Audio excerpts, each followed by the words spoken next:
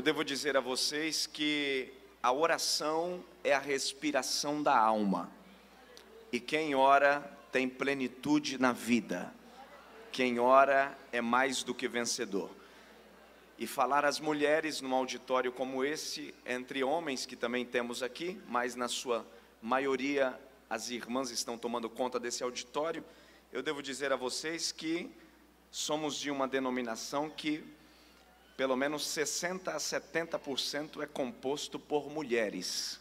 A Assembleia de Deus é uma denominação que tem lá um grande número de mulheres ativas, mulheres que pregam, mulheres que oram, mulheres que visitam, mulheres que cuidam, que costuram, que cozinham, e que todo esse trabalho é feito para a glória e honra do nome do Senhor.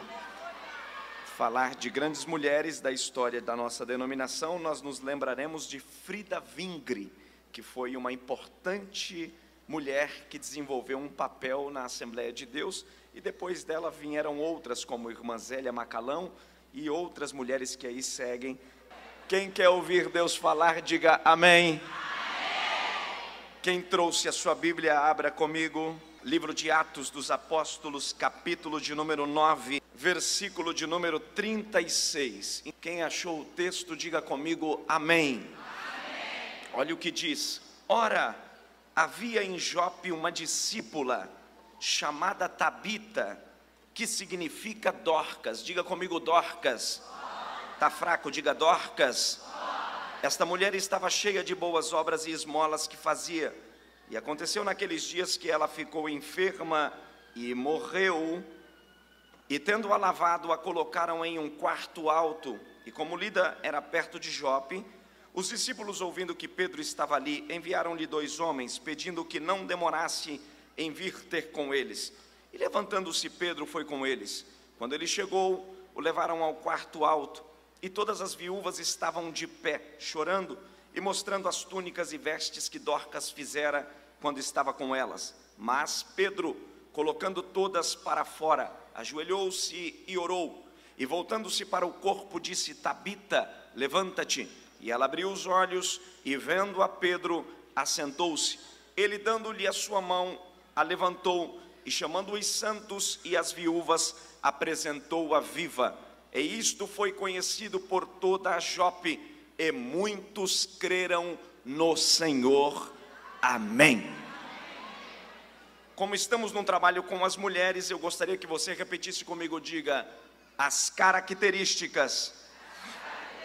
Diga mais forte, gente, nesse auditório dá para a gente aumentar aí o volume. Diga as características de uma mulher que faz a obra. Diga forte, as características de uma mulher que faz a obra.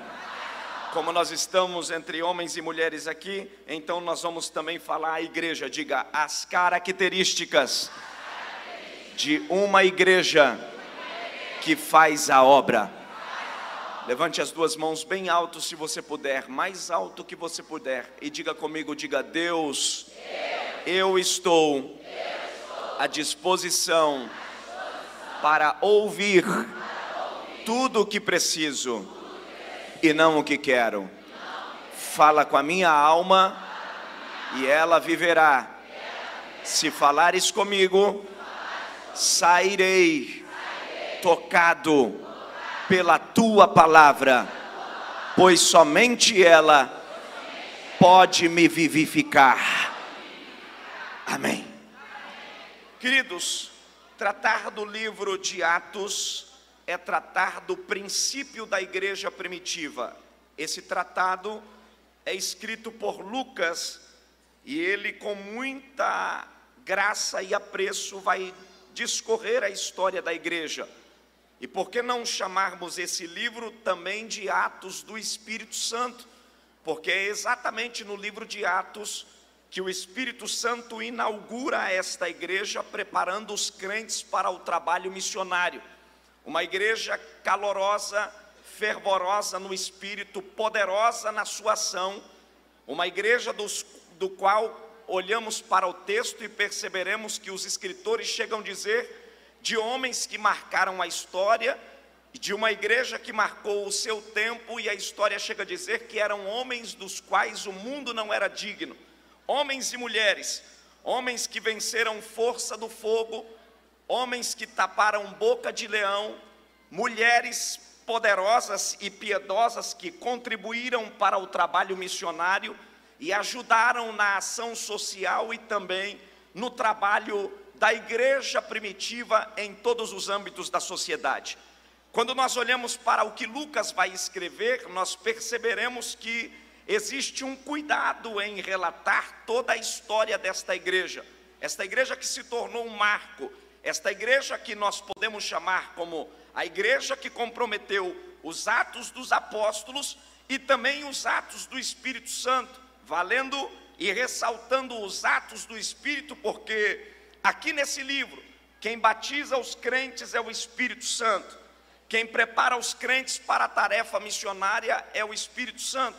Foi o Espírito Santo quem separou Paulo, Barnabé, foi o Espírito Santo quem separou a Pedro para o trabalho da evangelização e se tornou um mártir e apregoador do evangelho de tal maneira que mesmo indouto, pregou com tanto poder e salvou quase 3.000 almas no dia do Pentecostes, onde os crentes estavam reunidos naquela festa judaica. O que dizer desta igreja que marcou o cenário e atravessou as fronteiras? Uma igreja poderosa, uma igreja que atravessou as fronteiras da Grécia, atravessou Roma, uma igreja que não se deteve em Samaria e nem tampouco em Jerusalém, mas foi parar nos confins da terra.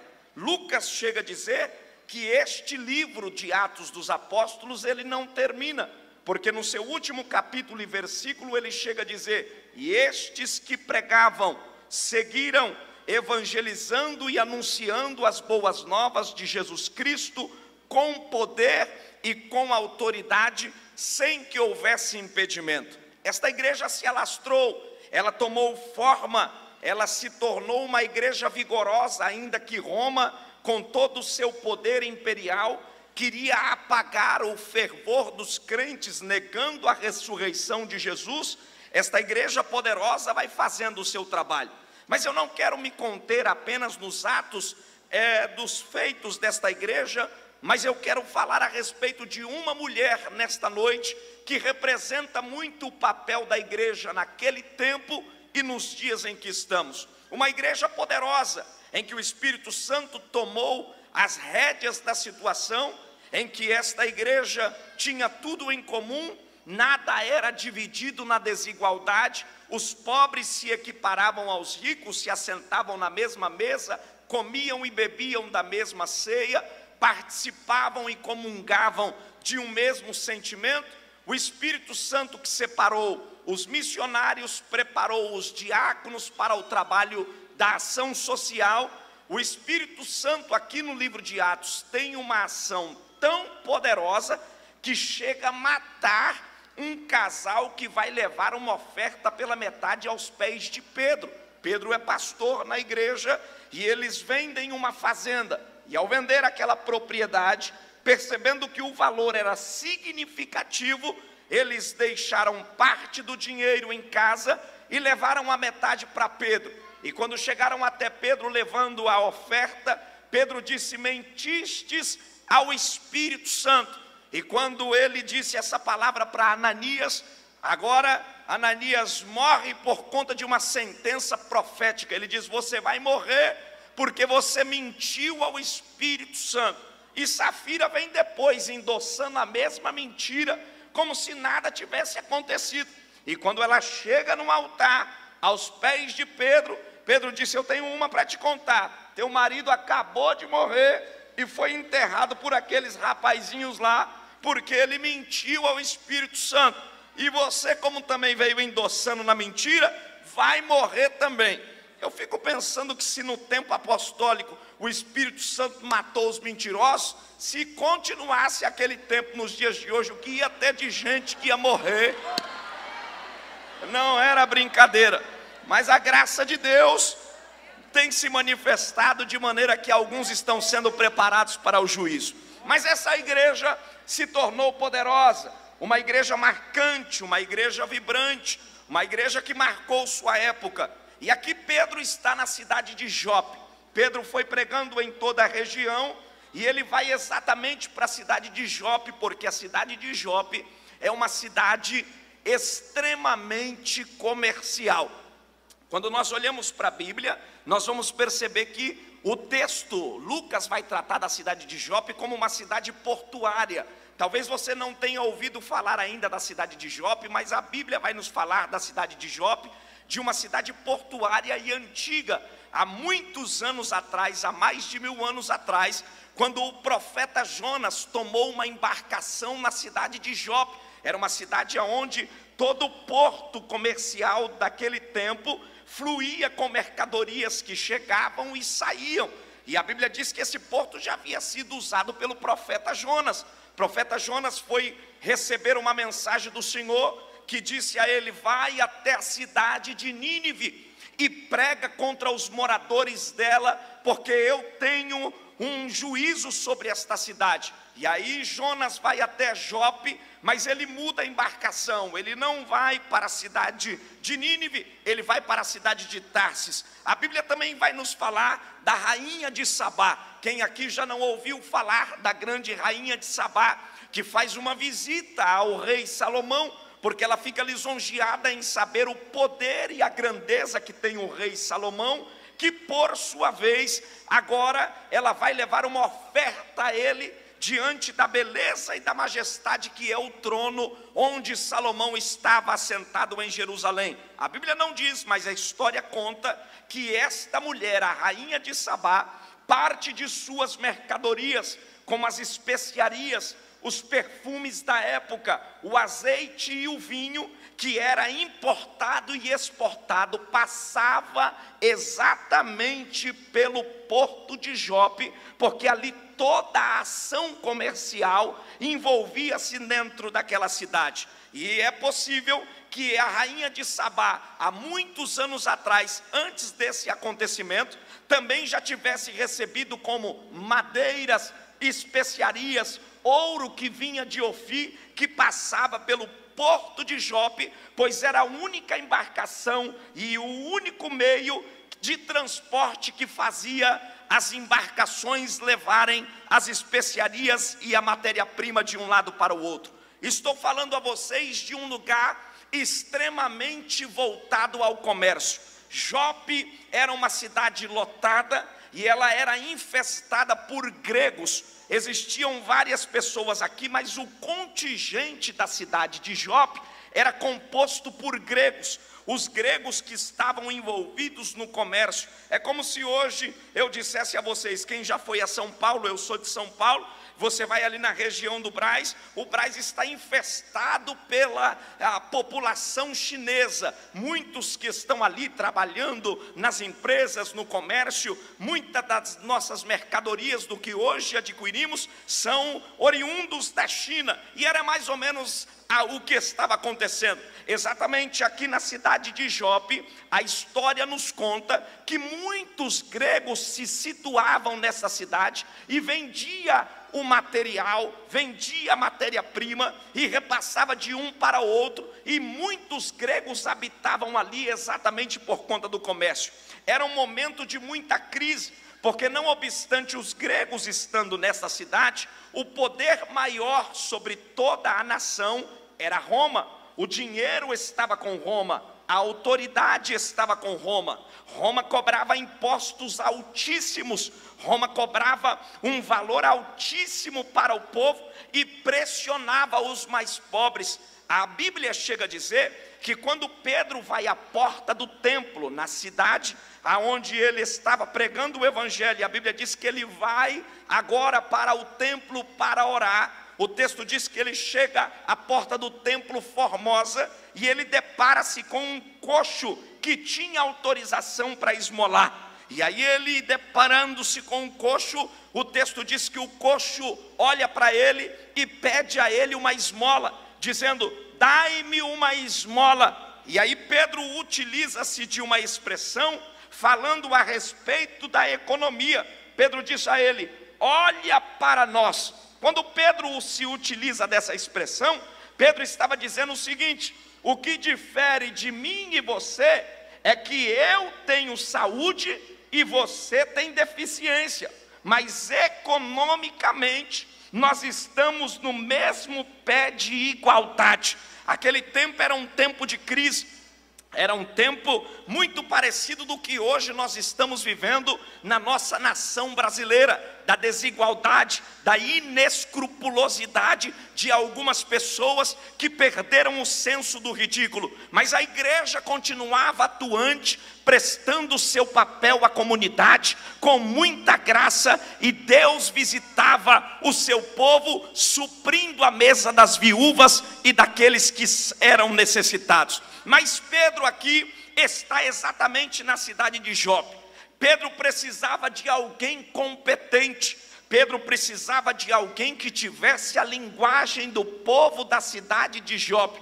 Porque Deus, quando quer enviar alguém para fazer o seu trabalho, a primeira coisa que Deus respeita é a geografia de onde este indivíduo está. Deus sempre quer contar com alguém que vai entregar uma mensagem, mas que consiga descer ou envolver-se com o nível cultural das pessoas a serem evangelizadas. E Pedro teve esse cuidado.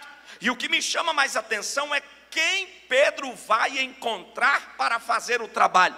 A Bíblia diz que Pedro decide colocar uma mulher. É esta mulher em que agora vai fazer o trabalho da igreja na cidade de Jope. Deixa eu dizer a vocês aqui algo muito importante. Se você nunca parou para prestar atenção, aqui entre os judeus existia um preconceito muito grande com relação do homem a delegar função à mulher.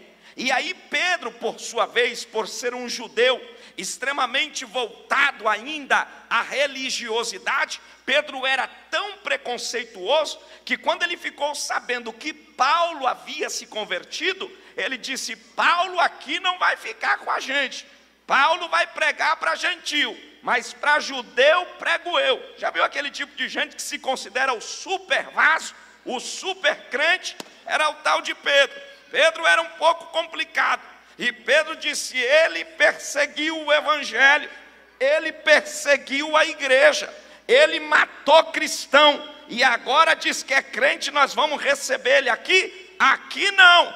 Eu andei com Jesus, eu vi Jesus, eu comi peixe com Jesus, eu participei de ceia com Jesus. E Paulo? Paulo não viu nada disso. Ele estava se sentindo super vaso. Já viu aquele tipo de gente que diz: eu estou aqui há muitos anos, eu congrego aqui há muito tempo, e quando chega alguém mais novo, ele já fica meio assim arisco, dizendo: não, quem é? Cadê a história? Veio da onde? É filho de quem? Mas o que eu gosto de Deus é que quando Deus olha, aponta e diz: é você, acabou. É você. Quando Deus chama, está chamado. Quando Deus escolhe, está escolhido. E aí Pedro, que estava se sentindo ou pensando ser o maior, recebeu um recado de Paulo. Paulo mandou dizer: avisa lá que eu conheço um homem. Mas era ele mesmo. Ele disse: eu não sei se na carne ou no espírito, se ele andou com Cristo, se ele comeu peixe com Cristo, se ele fez culto com Cristo, se ele participou de ceia com Cristo.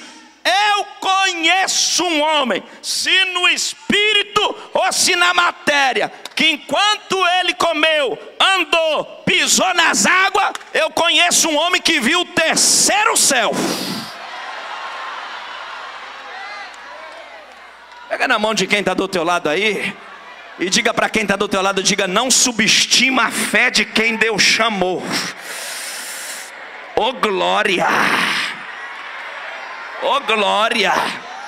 Pega na mão de quem está do teu lado e fala: não subestima a vocação de quem Deus chamou, porque quem Deus chamou está chamado, quem Deus levantou vai ficar de pé, quem Deus marcou está marcado. chamado. Ei, não é por mérito, não é por vocação apontada por alguém, não é pelo título, não é pelo grau de escolaridade, é a graça que olha e diz: vai ser meu.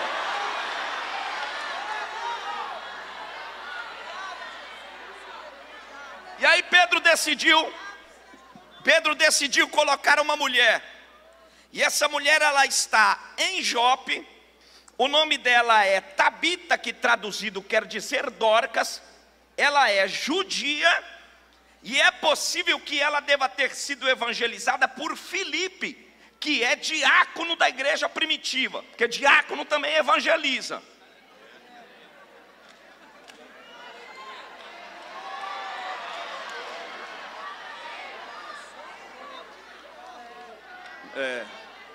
Deixa eu beber água aqui.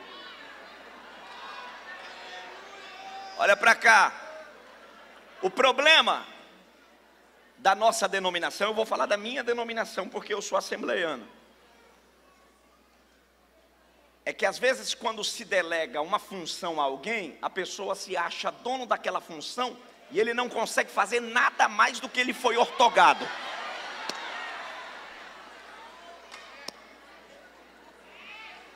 Mas quem canta também ora. Quem prega também tem que cantar.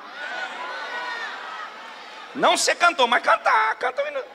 Tem gente que prega, mas não conhece um hino da harpa.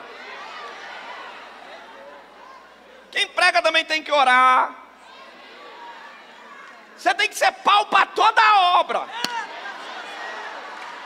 Quer que eu fale bem rasgado aqui? Então segura aí para tu não cair do banco. Quem Deus chamou tem que assobiar e chupar cana. Sacode quem está do teu lado aí, diga: deixa de moleza, abraça a tua tarefa. E diga aí: dá conta da tua tarefa e da tarefa dos outros também. Por isso que disse Paulo: carrega a carga um dos outros. Porque se o fraco tiver caindo, você puxa ele e diz: morrer você não vai, eu te carrego no ombro. Aleluia. Então Filipe aqui, olhe para cá. O pastor já está dando um calor do paulista. Posso tirar? Obrigado. A gente chega no Rio e começa a dar calor. Eu não sei porquê. Olhe para cá. Aí o texto vai dizer que aparece uma mulher. Só não liga esse ar no gelado não, porque senão você vai matar o pregador. Vigia. Esse aqui, esses dois não. O texto vai nos dizer que essa mulher aqui, ela começa a fazer um trabalho. Porque quem delega essa responsabilidade a ela é Pedro. A Bíblia não diz, mas a história conta que quem foi o evangelista dessa mulher é Filipe, como eu disse a vocês. Ele é diácono, mas ele possivelmente deve ter evangelizado ela. Ele ganhou ela para Jesus, e ela entende a sua tarefa no ministério. E ela vai ser uma pregadora, só que ela é uma pregadora atípica de todas as outras pessoas na cidade de Jope. Ela não é a pregadora do microfone. Ela não é a pregadora da tribuna do congresso. Ela também não é a pregadora do culto de doutrina.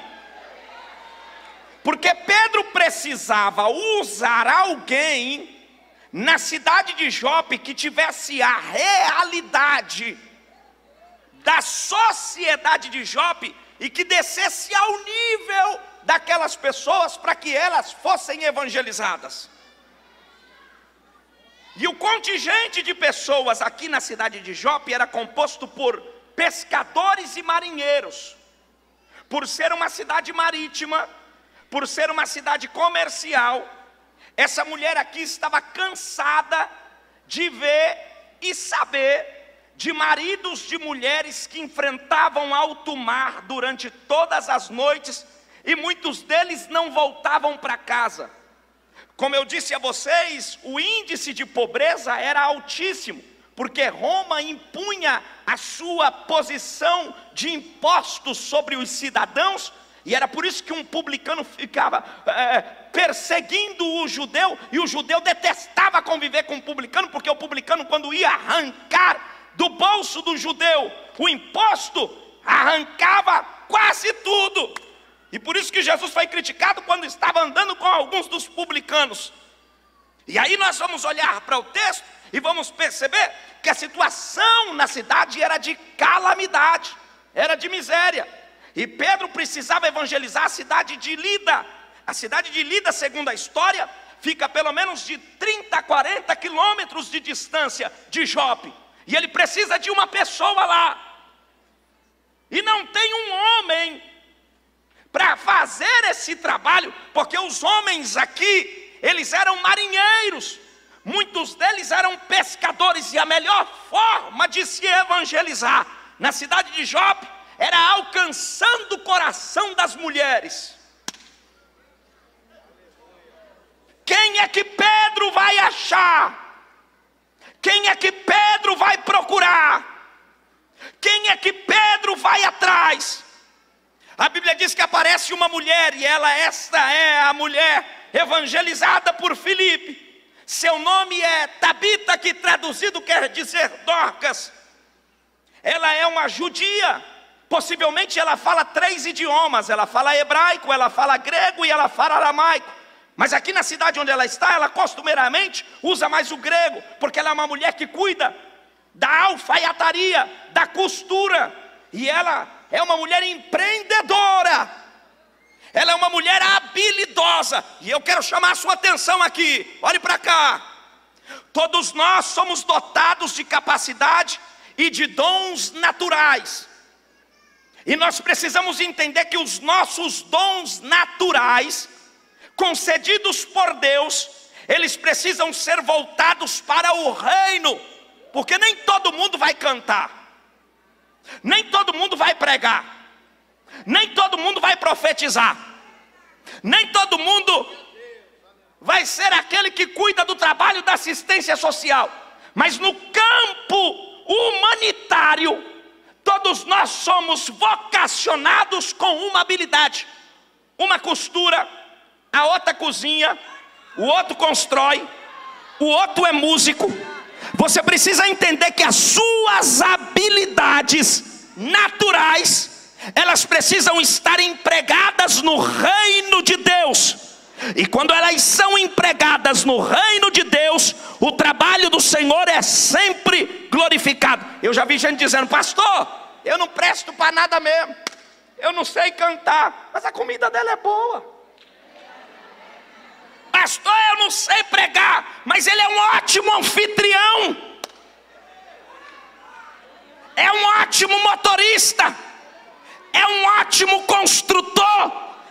Quer façamos alguma coisa, façamos para glorificar o nome de Deus.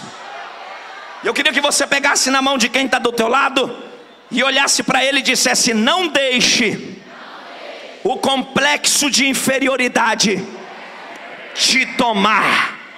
Seja habilidoso e use suas habilidades para empreender no reino de Deus. Ei, olha para cá. Quem lava, lava como se estivesse lavando para o próprio Deus. Quem costura, costura como se estivesse costurando para o próprio Deus. Quem cozinha, cozinha como se estivesse costurando para o próprio Deus. Quem constrói, construa como se estivesse construindo para o próprio Deus. É isso que é reino. É fazer não para me mostrar, é fazer não para dizer que eu sou, é para fazer e dizer: Ele é, Ele pode, Ele tem, Ele faz.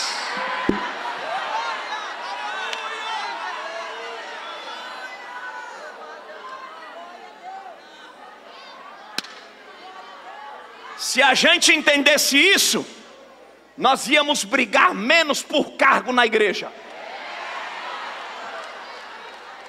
Porque a gente está vivendo uma crise hoje na igreja brasileira, que todo mundo quer ser cacique, mas ninguém quer ser discípulo. Mas hoje Deus está levantando discípulo aqui. Discípulo, discípulo, discípulo, discípulo, discípulo. Toca em quem está do teu lado e fala: é discípulo, é discípulo, é discípulo, é discípulo. Discípulo é o último a comer e o primeiro a servir. Glória, se puder dar mais retorno aqui eu fico grato. Discípulo é o último a falar e o primeiro a ouvir.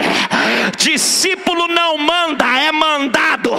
Discípulo não dá palpite, executa a ordem. Discípulo não faz cara feia, abre o coração para servir. Discípulo não faz manha. Discípulo não escolhe onde vai cantar. Discípulo não escolhe o que vai pregar. Discípulo não escolhe. Discípulo é aquele que se submete. O Senhor diz vai e ele vai. E quem é discípulo sabe que quando chega representa o general. O pé dele é o pé de Deus, a mão dele é a mão de Deus, a boca dele é a boca de Deus. Vem comigo no glória, vem, vem, vem, vem. Vem.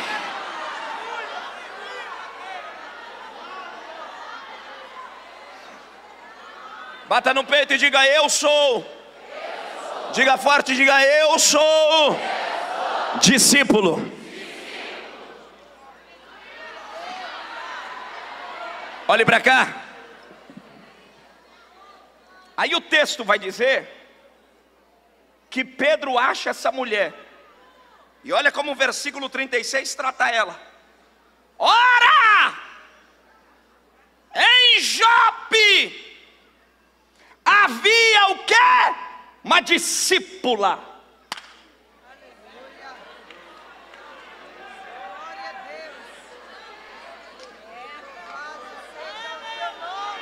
Você está querendo se mostrar? Baixa a bola, se é discípulo.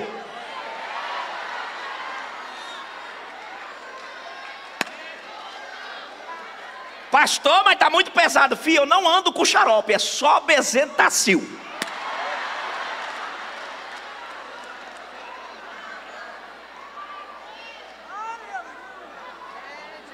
Discípulo, olhe para cá. Ela é discípula. E Pedro diz a ela: você vai ficar em Jope. Não é porque Jope é pequena, é porque Jope precisava de alguém que falasse a língua da população.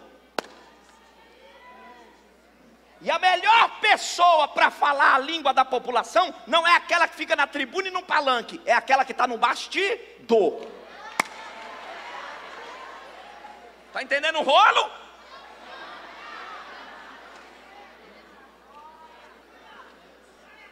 Olhe para cá.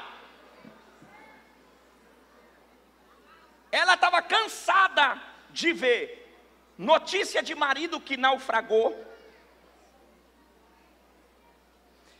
Ela estava cansada de lidar com alto índice de pobreza e de miséria em Jope, principalmente quando as mulheres ficavam viúvas.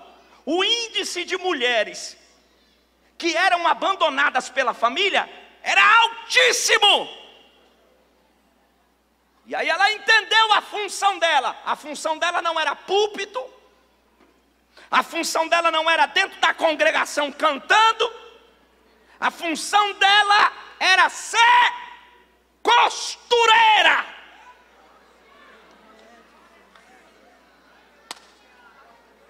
Me ajuda que eu quero chegar onde o pai quer. Olha para cá.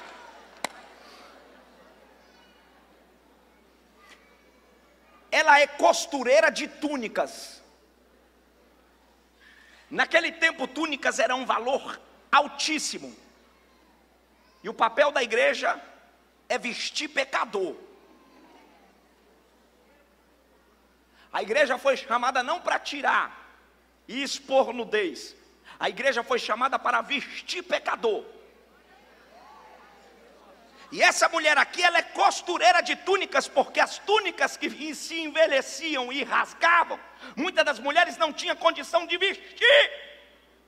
E as viúvas que não eram assistidas pela sociedade nem pelas famílias, sabia que tinha uma mulher em Jope, com 2 instrumentos na mão, pequeno, talvez insignificante. Ela não estava com uma Bíblia grande, porque Billy Graham diz que a Bíblia que o mundo quer ver, somos nós. Não adianta andar com a Bíblia grande e não ter testemunho. Mas essa mulher tem 2 ferramentas. É por isso que eu vim pregar aqui para vocês, dizer que o segredo não está na arma que tu usa. O segredo não está no tamanho e nem tampouco no poder aquisitivo. Porque essa mulher aqui, ela devia ter uma pequena máquina de costura, ou uma agulha, uma linha, talvez um trabalho manual. Mas o que estava na mão dela era tão poderoso o quanto a vara que estava na mão de Moisés.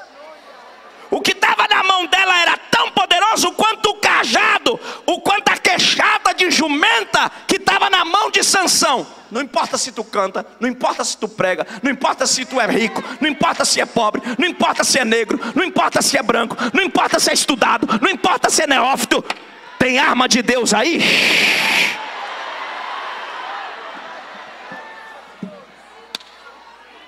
Eu estou pregando para um exército aqui que carrega armas preciosas do céu.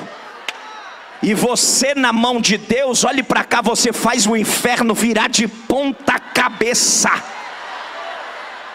E Deus me trouxe aqui nessa noite para profetizar, e eu vou profetizar. A arma que Deus colocou na tua mão será capaz de revolucionar a cidade de Santa Cruz, o estado do Rio de Janeiro. Olhe para cá, porque eu vou profetizar na autoridade da palavra. Deus está levantando mulheres e homens competentes para a sua tarefa. Deus não está perguntando aonde você mora, não é a pergunta de Deus. Deus também não está perguntando que carro você usa, não é a pergunta de Deus. Deus está perguntando qual é o seu grau de escolaridade, não é a pergunta de Deus. Deus está perguntando: tem na mão ferramenta para eu usar? Oremaia, Alamahaia.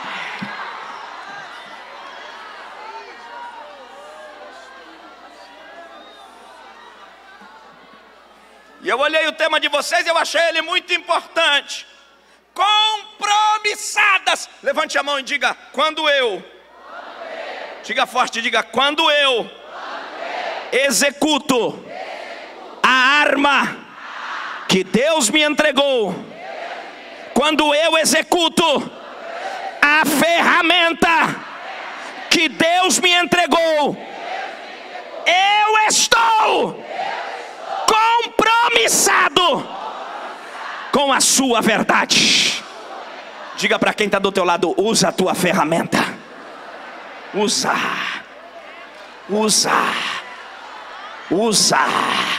Deus está te chamando na galeria dizendo: eu preciso da tua ferramenta. Deus está chamando vocês aqui embaixo dizendo: eu preciso da sua ferramenta. Eu vou pregar na autoridade da palavra, porque o céu me trouxe aqui não foi para passear, não foi para ver praia, não foi apenas para ficar aqui sem fazer nada. Deus me trouxe aqui para profetizar, porque eu estou pregando para gente aqui que tem armas na mão, e possivelmente alguém está te subestimando dizendo: fulano, você não vai chegar nunca, você não vai dar em nada, você naquela congregação, regendo aquele grupo, não vai dar em nada. Você que pensa, porque a arma que está na sua mão vai fazer a diferença. Recebe autoridade agora. Alamai,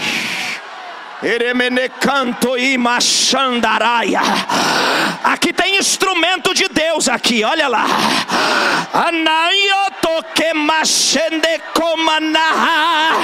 O diabo quer matar quem faz a obra. O diabo quer parar quem Deus chamou. Mas eu vim com uma profecia para te dizer: ninguém te mata, ninguém te para, ninguém te breca.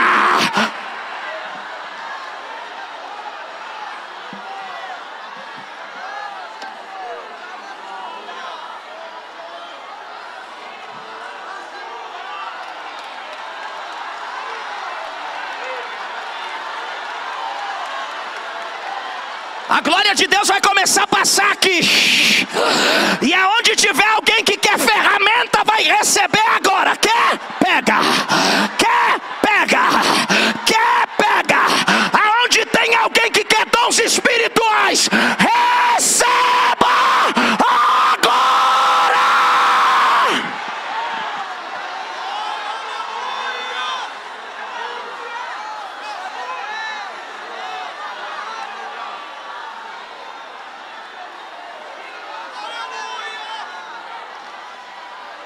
Are mandei a show de rai. Aloei de leguerte que faça mando que rata.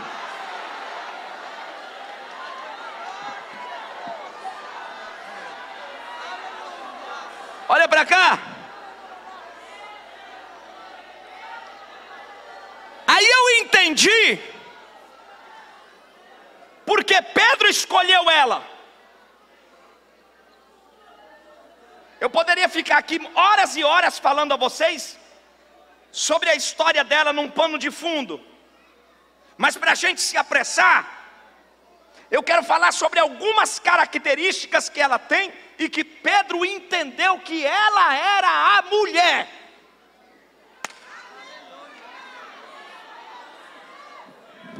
Ouça, porque ninguém que Deus chamou cai de paraquedas.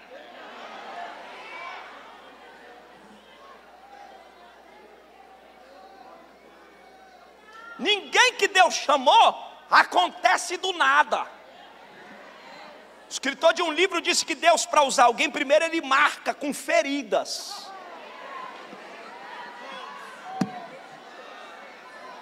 Não é só colocar o sapato brilhosinho, ajeitar a gravatinha, comprar uma blusinha florida e vir para cá se achando ser a bolacha mais gostosa do pacote. Haha!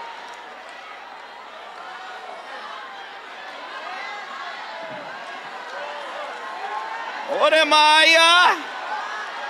Aqui ninguém vai se impressionar pelo Luiz XV que você calça. Aqui ninguém vai se impressionar com a bolsa da Louis Vuitton que você usa. Aqui ninguém vai se impressionar com o Armani que você veste, porque Satanás não respeita Armani, não respeita Calvin Klein. Satanás respeita a gente cheio do azeite.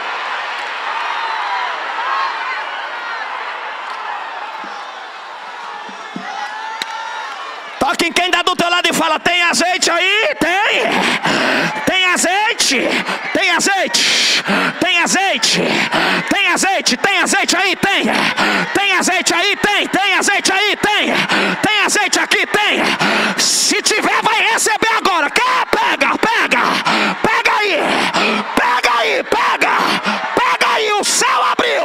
Quem quer, pega agora.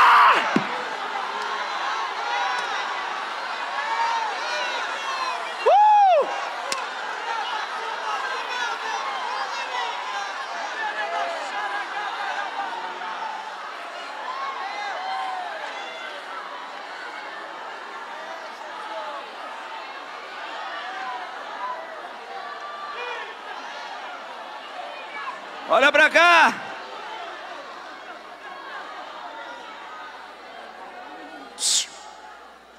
Aí eu descobri aqui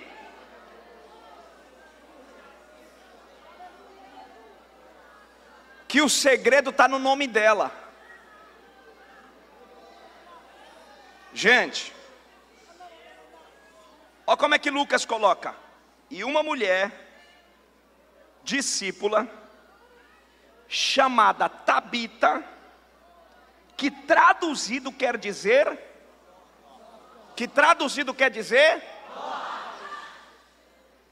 aí eu fiquei pensando comigo, olhe para cá, por que Pedro não colocou um homem? Já que os judeus naqueles dias eram tão preconceituosos, eu não sei se vocês sabem, mas numa sinagoga, uma mulher jamais se assenta nas primeiras bancadas, como vocês estão aqui. Numa sinagoga de judeu, a mulher sempre se assenta do meio para trás. Jesus que abriu liberdade para as mulheres. Vocês dão glória a Jesus, porque se não fosse Jesus, a casa de vocês já tinha caído faz tempo. Se você estivesse na doutrina de Paulo, Paulo não deu oportunidade para ninguém. Paulo disse: mulher na igreja, fica calada. Por quê? Porque era uma cultura em que ele tinha do judaísmo. Mas Jesus vai para a casa de Lázaro e diz para Maria: senta aí que eu vou ler tudo para você.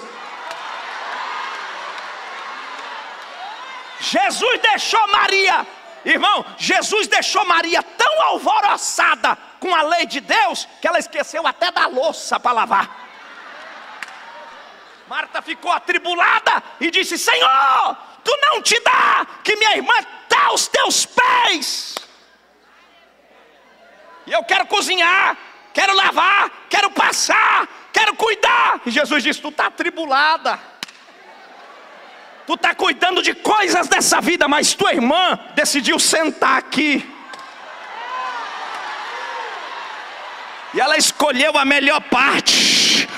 Pega na mão de quem está do teu lado e fala: você escolheu a melhor parte hoje.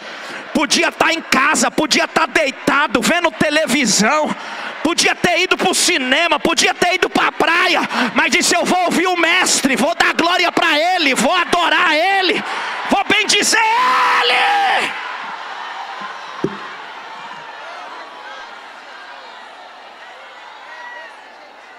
Mas olha para cá para a gente terminar.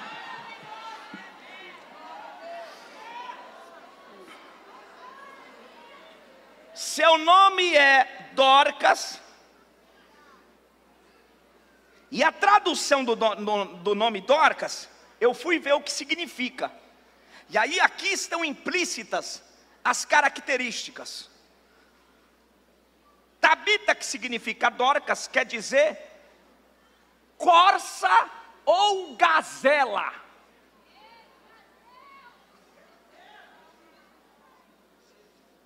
E aí eu fui olhar para ver quem era gazela, e eu encontrei no Velho Testamento que Deus deu uma lista para Moisés. Deus disse para Moisés: Moisés, na lista do sacrifício tu não vai colocar qualquer animal. Tu não vai colocar urubu, tu não vai colocar animal de fenda, tu não vai colocar animal imundo, porque se me trouxer animal imundo para a mesa do sacrifício, eu mato quem trouxe.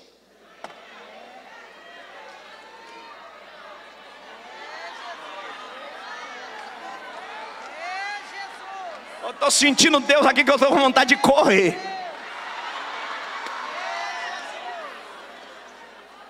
Aí a minha ficha foi cair quando eu li Atos 9:36. Porque a corça e a gazela é da mesma família. E se você estudar, a ciência diz que eles são animais do campo, são animais do deserto, e que pela natureza que eles têm, mesmo vivendo em lugar ermo, isolado, ou em meio a chacais, são animais que não se contaminam com a sujeira.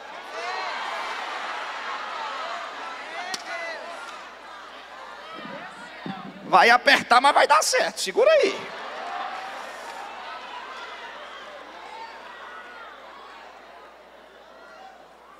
A primeira característica de uma mulher ou de uma igreja para fazer a obra está implícito na sua autenticidade.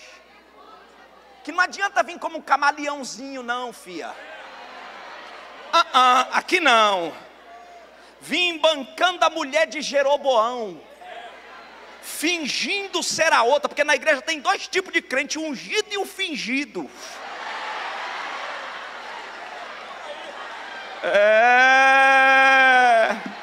O céu pegou alguém aqui hoje, colocou o uniforme, está se fingindo de vaso, e Deus está dizendo: eu estou de olho em você.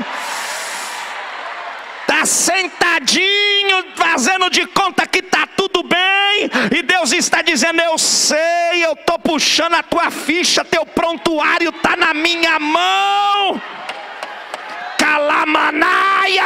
E Deus me trouxe aqui para te dizer: quem eu chamei precisa ter identidade, autenticidade, tem que ser puro.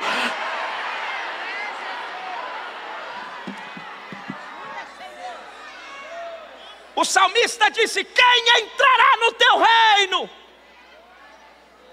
E quem habitará no teu santuário? Aí a resposta veio: o que é puro de mão e limpo de coração.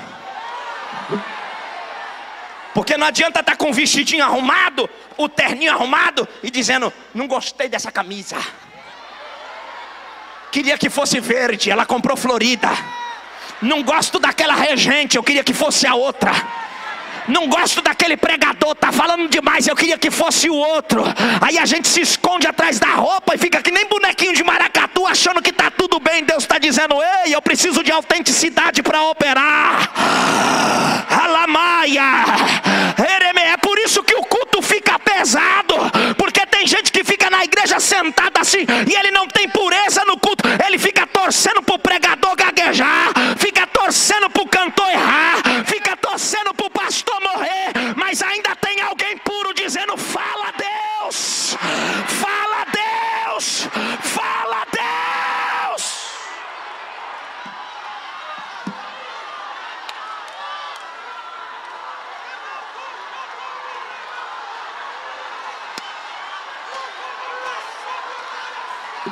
Eu vou profetizar na autoridade: toda falsidade está saindo deste lugar. A verdade está entrando nesta casa.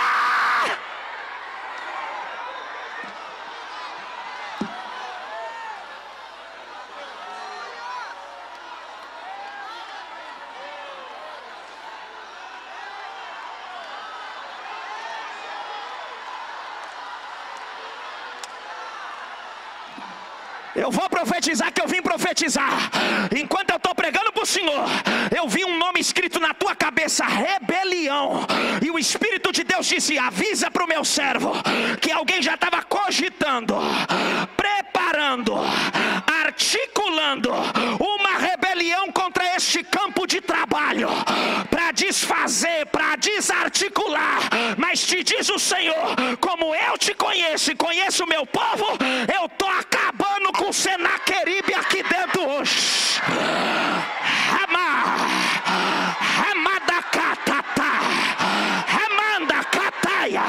Eu estou sentindo a glória aqui. Eu estou sentindo a glória aqui. Quer? Pega! Pega! Pega! Pega! O céu abriu nesse lugar. A glória acabou de descer. Seja cheio agora!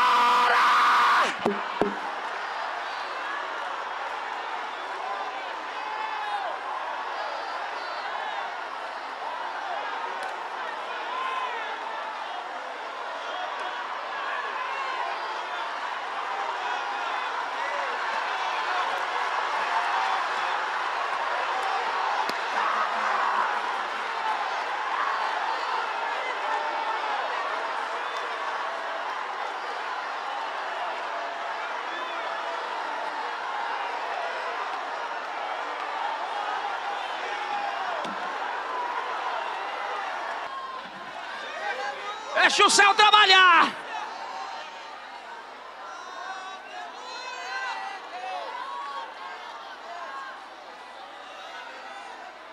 Segundo,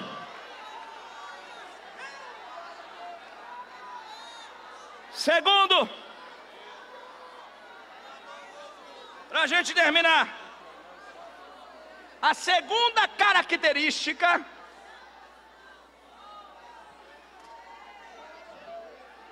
que essa mulher tem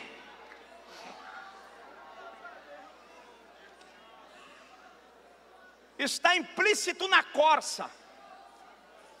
A primeira é autenticidade. A segunda, para a gente finalizar, é velocidade.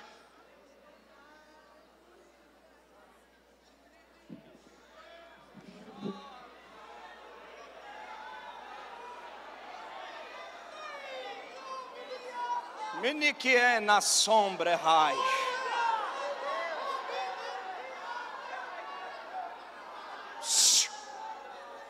Para a gente terminar, a ciência diz que a corça, pastor José Pedro, ela corre aproximadamente 70 a 80 quilômetros por hora.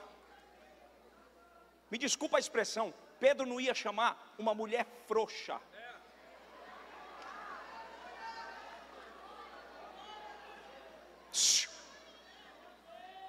Aquilo não é lugar para mole não, filho. Fez cara feia, vou entregar o trabalho. Ninguém cooperou, eu estou entregando. Não vieram no ensaio, também não vou. Mole. Quem tem velocidade.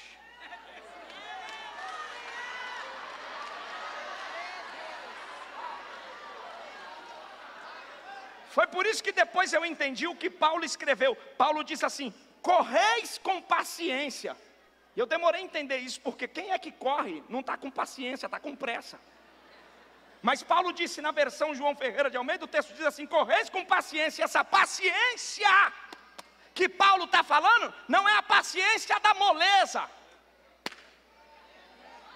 Paulo está dizendo, coloque ritmo, porque todos vocês aqui já viram maratona. E quando o corredor, o atleta está competindo, o que ele faz? Ele mantém velocidade, a mesma que ele começou, ele termina, ele tem ritmo.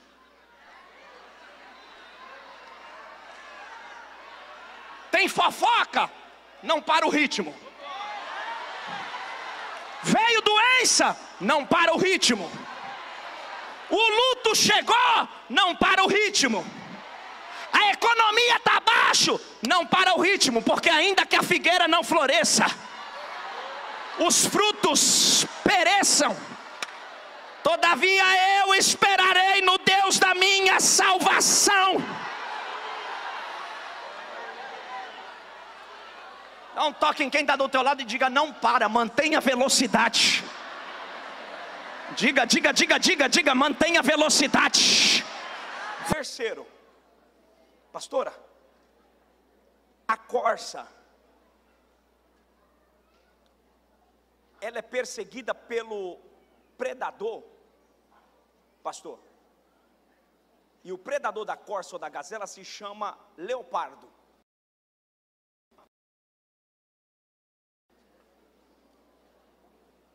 E o leopardo, ele não é bom de visão, ele é bom de faro. E sabe quando é que o leopardo começa a perseguir a gazela? Quando ela entra em velocidade. Porque Satanás não persegue quem não corre. Porque quando tu corre, tu transpira. Alamaia. É por isso que quem não faz a obra, o diabo não persegue, irmão.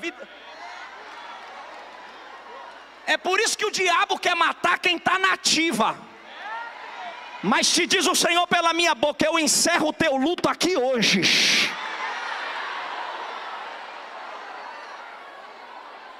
Eu não sei se vaso tem cara, mas faz cara de vaso. Aponta o dedo para quem está do teu lado e fala: tu não morre até Deus cumprir tudo que falou a teu respeito. Terremassarabia. Aleluia!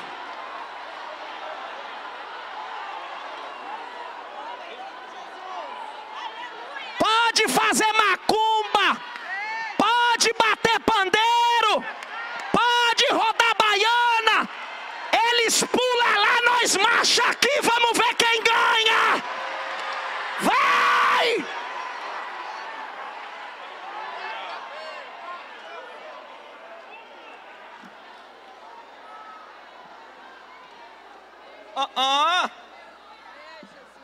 Para terminar.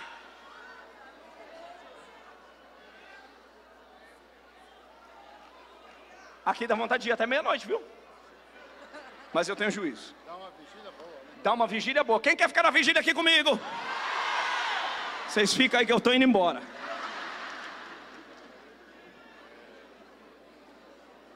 Olha para cá.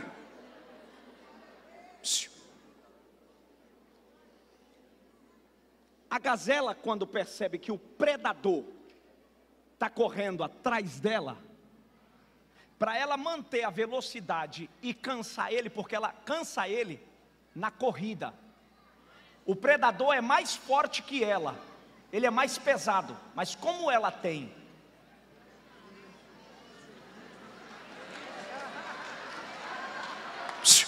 tu não vai cansar teu inimigo gritando, xingando, batendo, parando.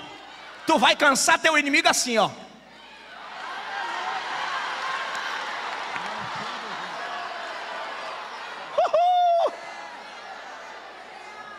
Quer ver Satanás ficar doido em tempo de ter uma overdose? Que eu estou pregando aqui, tem gente endividado, está com problema, pressão alta. Você tinha tudo para estar em casa tomando Rivotril e diazepam, mas você está aqui hoje, ó. Ó. Ó.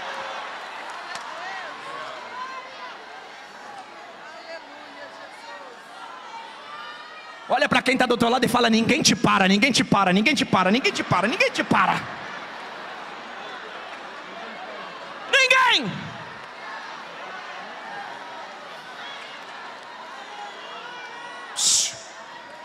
Depois eu volto para terminar isso aqui.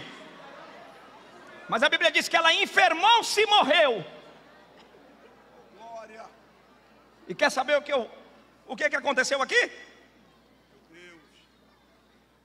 Manda o pastor me convidar na próxima vez. Eu quero perguntar aqui: tem alguém afastado da igreja?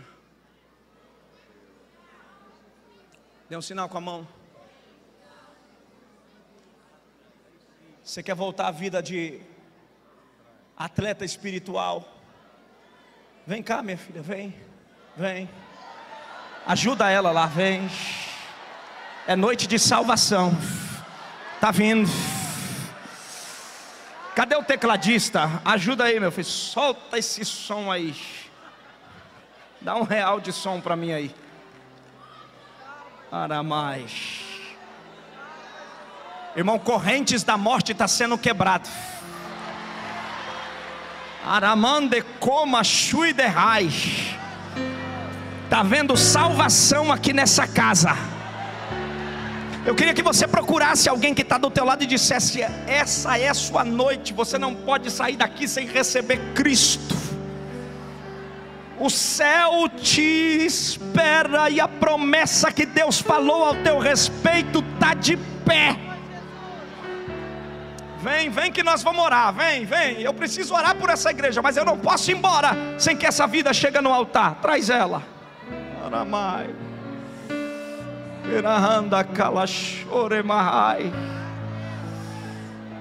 Aleluia. Consegue cantar um hino aqui, cantora? Consegue? A voz melhorou? Vem que Jesus já fez uma obra na tua garganta. Eremeneko machuri meranda. Aramande cai. Quem sabe você desistiu, você parou, mas o Senhor está dizendo: você não pode parar a carreira que lhe foi proposta. Você é discípulo e discípula do Rei. Nós estamos esperando a irmã chegar. Vem, ela estava lá no último degrau da galeria, mas nós estamos te esperando. Eu tenho paciência em te esperar, porque Cristo está aqui. Vem, aleluia. Aramanacacharamaia. Vem, minha filha, vem chorando, vem, pode vir. Vem, vem, vem, porque o Senhor já está renovando, ela já está vindo e já está sendo renovada. Vem. As cadeias caem por terra hoje. Isso, choro, choro é o sinal que Deus está marcando ela com arrependimento. Isso, minha irmã, abraça ela, está havendo conversão. Aleluia. O que? Eu te chamei. Canta. Eu te chamei. Cadê você?